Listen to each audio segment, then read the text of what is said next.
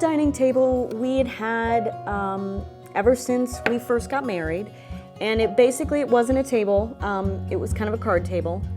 So you could see why we weren't happy with that. And from the moment when we looked at a lot of different places, but eventually in time, after we went to 20 or 30 other places, we went to Cort's Rental because it was our last option. But the moment we walked into Cort's Rental, I knew I was in the right place because, first of all, their tables have soul and maybe bits of brain and skull because they've been so damaged by repeated renting that they can no longer be rented.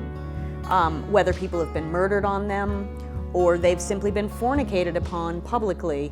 It's not always clear, but you know that the table you're getting has been well loved.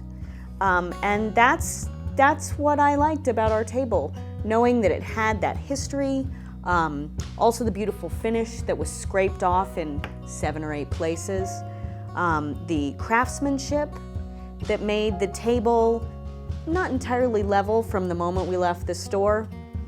All of those things helped me feel that our last option was also our best option. Let me tell you about this wood. This wood is so soft and cheap that if I were to scrape my fingernail across it right now, I'd basically put a trench in it, like for gravy. Like if I were here and my son wanted gravy over there, I could just make a trench and pour it. That's the kind of quality that I love in our Cort's rental table. The leaf in this table has never been moved because if we ever took it out, first of all, we would see all the brains and the bits of skull. We don't want to see those. But second of all, I would need a team, one of whom would have to be a current or former professional wrestler.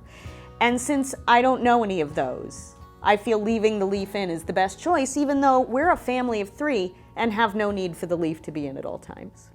I'm so excited about my table from Cort's that I go out of my way to cancel engagements whenever I schedule them. I'm just looking for reasons not to let anyone see my table.